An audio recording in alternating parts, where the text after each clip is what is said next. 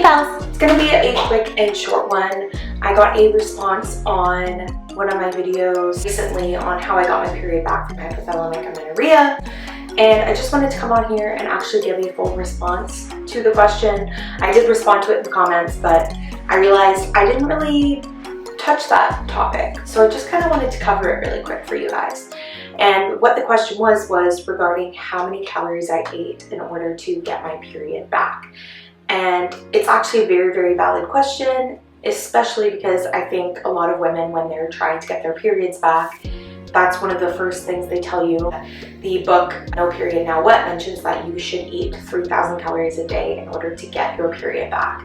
I did mention in the video that I did not eat 3,000 calories a day, and I still was able to get my period back. And that is something that I found very, very interesting, and why I wasn't the biggest fan of the book was because it recommended that when, at least for me, it wasn't required.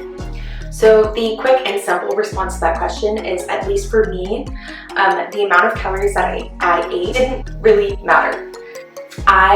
For an example for you, when I didn't have my period, I was eating 2,800 calories a day, from 26 to 2,800 calories a day. I was still 13% body fat, but that's because I was training 6-7 days a week.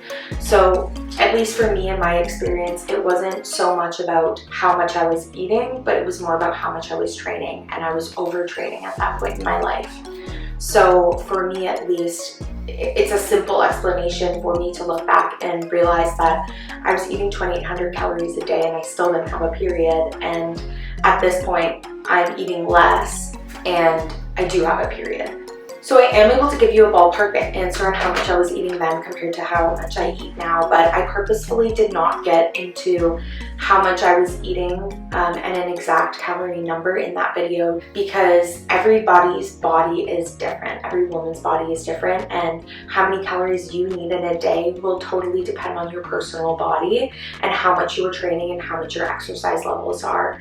So getting your period back really is more a personal thing and about finding what works for your body and how you were able to get your period back. Me personally, I did not stop going to the gym and I did not eat 3,000 calories a day, and it was more about just my amount of overtraining and high stress levels and high cortisol levels.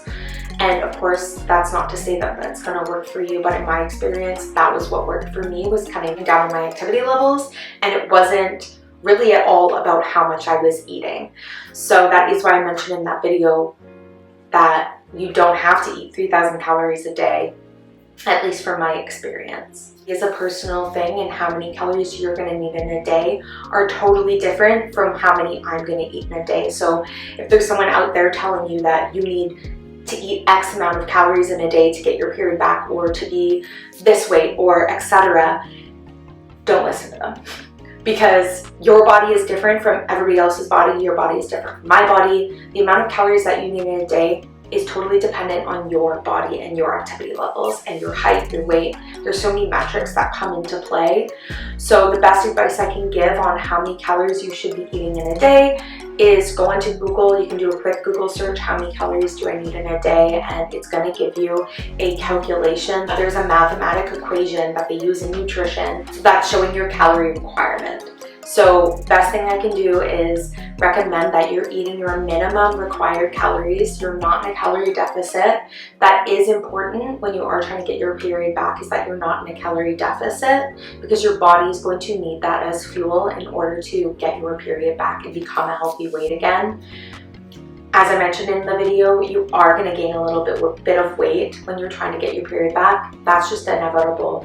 It's not possible to be 13% body fat and be a healthy, functioning woman and carry a child and have a regular period.